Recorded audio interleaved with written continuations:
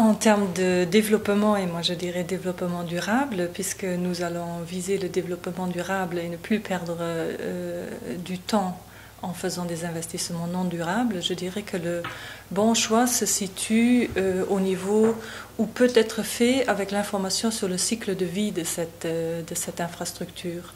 Donc il ne suffit pas juste de regarder le coût d'investissement ou, comme ils disent en Afrique, juste regarder la moins-disance, mais il faut évaluer les coûts sur toute la durée de vie de l'infrastructure. Donc ça commence avec la programmation, la conception, la construction, l'opération, la maintenance, le renouvellement, la déconstruction du bâti pour que ce bâti puisse, comme d'une manière organique, retourner dans le cycle et devenir un nouveau bâtiment. Si on fait cette analyse du cycle de vie, je ne suis pas certaine que c'est forcément la construction conventionnelle qui va l'emporter en termes de coûts, en termes de plus cher, parce que dans le cycle de vie, on prend aussi en compte les énergies fossiles.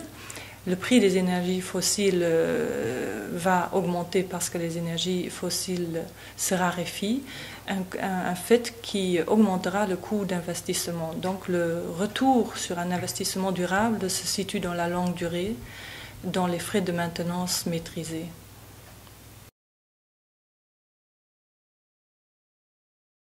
Pour le plaidoyer de la construction durable a nécessairement besoin de compétences pour faire de la construction durable et pour convaincre. Et pour cela, donc une des missions premières de la coopération luxembourgeoise, c'est de construire aussi des compétences, que ce soit en formation professionnelle et technique, et que ce soit sur le tas en construisant d'une autre manière. Des compétences sont en construction. Je cite notamment la construction du Centre des énergies renouvelables et de la maintenance industrielle à Praia, qui est un centre qui forme des jeunes gens justement pour être prêts pour le scaling up des énergies renouvelables, où je cite des initiatives très intéressantes à Ouaga ou au Niger pour le renouvellement du recours aux matériaux locaux. Des matériaux locaux qui sont donc la terre cuite, les briques stabilisées ou bien la latérite, qui sont des matériaux abondants dans ces latitudes-là et qui peuvent par exemple être une réponse. On sait maintenant que le sable, qui est un ingrédient indispensable pour faire du béton, est en voie de disparition. Ça semble étonnant, mais c'est un fait que nos plages, elles disparaissent, elles sont converties en immeubles et en autoroutes.